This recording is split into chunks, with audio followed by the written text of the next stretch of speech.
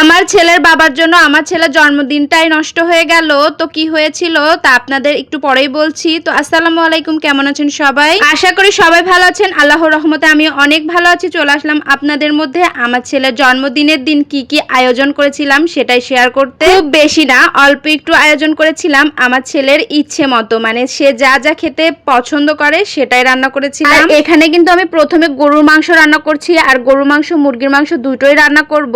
আমার ছেলেটা আবার মুরগির মাংস খুবই পছন্দ করে। গরুর মাংস আর মুরগির মাংস যদি একসাথে রান্না করি তাহলে তো গরুর মাংস এক পিসও খাবে না, শুধু মুরগির মাংসই খাবে। আর এখানে আমি প্রথমে গরুর মাংসটা রান্না করে নিচ্ছি, আর মশলাগুলো আগে সব কিন্তু বেটে নিয়েছি, তাহলে কিন্তু রান্নাটা খুব তাড়াতাড়ি হবে। আর এখানে মশলাটা কষিয়ে এখন গরুর মাংসগুলো দিয়ে দিব। আর আমার ননদিনীও কিন্তু দুপুরবেলা আমাদের সারপ্রাইজ দিয়েছে, আসলে কাউকে বলিনি, আর ওদের বাসায় একটু সমস্যা ছিল এজন্য আরো বলা হয়নি। তবে ওর ভাস্তার জন্মদিনে মানে ওকে এসে সারপ্রাইজ দিয়ে দিয়েছে। মানে আমার ননদের মেয়েকে পেয়ে আমার ছেলে খুবই খুশি হয়ে গিয়েছে, মানে ভাই বোন একসাথে হয়ে অনেক আনন্দ করেছে। আর ওরা আসাতে আমার ছেলে তো খুবই খুশি হয়ে গিয়েছে। আর এইদিকে হচ্ছে আমি গরু মাংসটা চুলাই দিয়ে দিয়েছি, আর এখানে কিন্তু আমার গরু মাংসটা একদম হয়ে এসেছে প্রায়। আর এখানে একটুখানি পানি দিয়েছিলাম।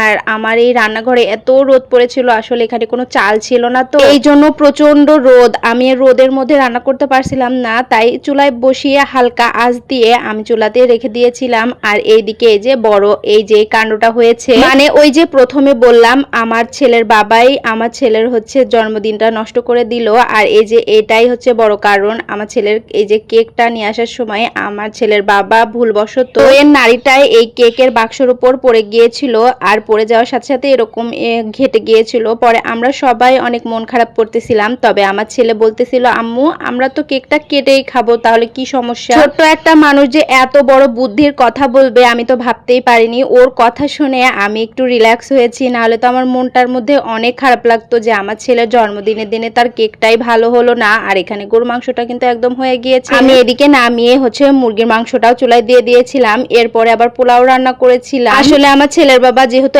একা একা বাজারে গিয়েছিল, অনেকগুলো জিনিস হাতে দুই হাতে আর কত জিনিস নিবে, এই জন্য আর কি এরকম অ্যাক্সিডেন্ট হয়ে গিয়েছে, তো কিছুই করার নাই। তারপরে কেকটা দেখে আমার এই মনটা অনেক খারাপ হয়ে গিয়েছিল।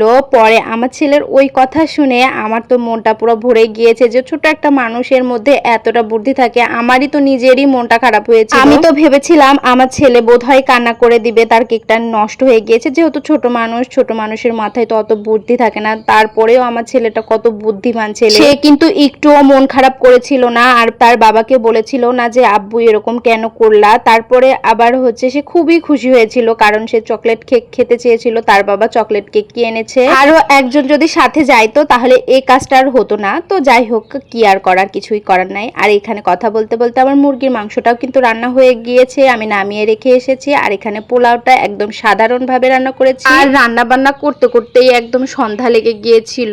আর আমার ছেলেকে আমি বিকেলে কিন্তু হচ্ছে ওকে একটু নতুন কাপড় চোপড় পরে দিয়েছিলাম, ওর ফুফুর সাথে একটু বেড়াইতে ছিল। কিন্তু এতই আনন্দ ছিল যে আমারও খেয়াল নাই কয়েকটা ছবি উঠাবো, আর কারোরই মনে ছিল না কয়েকটা ছবি ওঠানো, তো কিছুই করার নেই। তো রাত্রে বেলায় ছবি উঠেছে, কিন্তু ছবিগুলো ভালো হয়নি। আর এইখানে দেখেন ও কত খুশি, ওর দাদা এবং ওই যে আমার ননদের মেয়ে সেও কিন্তু অনেক খুশি, আর ও কিন্তু অনেক ছোট। তো এখানে কেক কেটে তার দাদাকে খাওয়াইয়ে দিচ্ছিল, তার বাবাকে, আমাকে, তার ফুবুকে, তার ফুবুর মেয়েকে, সবাইকে খাওয়াইছে। আর এখানে তার ফুপা আসতে একটু দেরি করেছিল, সে একটু বাজারে গিয়েছিল, এজন্য আসতে লেট হয়েছিল।